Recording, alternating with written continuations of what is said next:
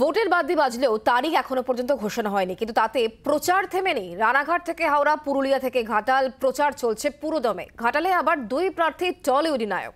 নায়ক বনাম নায়কের লড়াই দেখতে মুখিয়ে ঘাটালবাসী।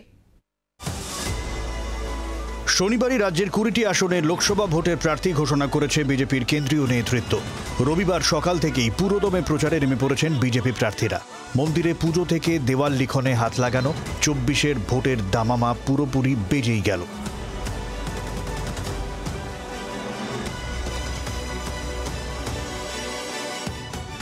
গতবারের মতো এবারও রানাঘাট কেন্দ্র থেকে বিজেপির হয়ে দাঁড়াচ্ছেন জগন্নাথ সরকার। এদিন সকাল থেকে প্রচারে নেমে পড়েছেন তিনি।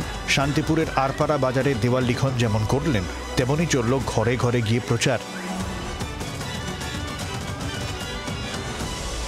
পুরুলিয়াতেও বিজেপির টিকিট পেয়েছেন গতবারের জয়ী সাংসদ জ্যোতির্ময় সিং মাহাতো। রবিবাসরীয় প্রচারে তিনি ঘুরলেন বাগমুন্ডির গ্রামে গ্রামে। পুস্তি গ্রামে হরিমন্দির ও শিব মন্দিরে প্রণাম করে শুরু হলো 24-এর ভোট প্রচার।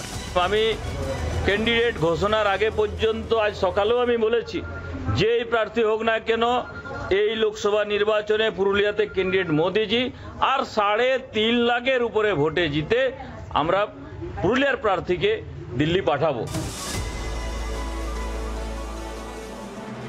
দুই নায়কের লড়াই দেখতে রুদ্ধশ্বাস প্রতীক্ষায় ঘাটাল। পশ্চিম মেদিনীপুরের এই কেন্দ্র থেকে তৃণমূলের টিকিটে পরপর দুবার জিতলেও অভিনেতা দেব ওরফে দীপক অধিকারী ইঙ্গিত দিয়েছিলেন এবার আর তিনি ভোটে দাঁড়াতে চান না। কিন্তু তৃণমূল নেত্রী মমতা বন্দ্যোপাধ্যায় ও অভিষেক বন্দ্যোপাধ্যায়ের সঙ্গে আলোচনার পর বরফ গলেছে। দেব এবারেও সম্ভবত প্রার্থী হতে চলেছেন ঘাটাল থেকে।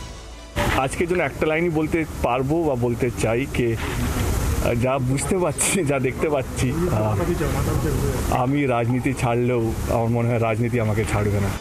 উল্টো দিকে তার বিপরীতে বিজেপি আবার শনিবারই ঘোষণা করে দিয়েছে আর এক টলিউডে হিরো হিরণ চট্টোপাধ্যায়ের নাম। দুই নায়কের হয়েই ঘাটালে পুরো দস্তুর দেওয়াল লিখন চলছে। টপ করে বলতে যে যেমন কাজ করবে তার সেরকম টপ করা যায়, কিন্তু দেবজ যা কাজ করেছে সেটা বুঝে যাচ্ছে। হ্যাঁ, কিন্তু এবার যে পার্টিটা এসছে আমরা তাকে আনার চেষ্টা করছি, সে যদি একটু ভালো কাজ করে আমরা তার জন্য সহযোগিতা করব। কালীবাউর বাজারে সিদ্ধেশ্বরী মন্দিরে পুজো দিয়ে প্রচার শুরু করলেন হাওড়া কেন্দ্রের বিজেপি প্রার্থী রথীন চক্রবর্তী। হাওড়া পুরসভায় তৃণমূলের মেয়র থাকা রথীন গত বিধানসভা ভোটের আগে বিজেপিতে আসেন। শিবপুর বিধানসভা কেন্দ্র থেকে বিজেপির হয়ে ভোটে দাঁড়িয়েও হেরে যান রথীন। তবে এবারের লোকসভা ভোটেও তাঁর ওপরেই ভরসা রেখেছে বিজেপি। অবশ্যই হাওড়া শিল্পায়ন হচ্ছে সবথেকে বড় কথা।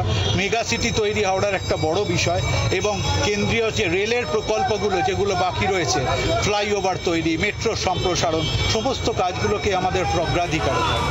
প্রতিদ্বন্দ্বী থেকে কিছুটা হলেও দৌড়ে এগিয়ে থাকা, সঙ্গে দেওয়ালের দখল নেওয়া তো আছেই।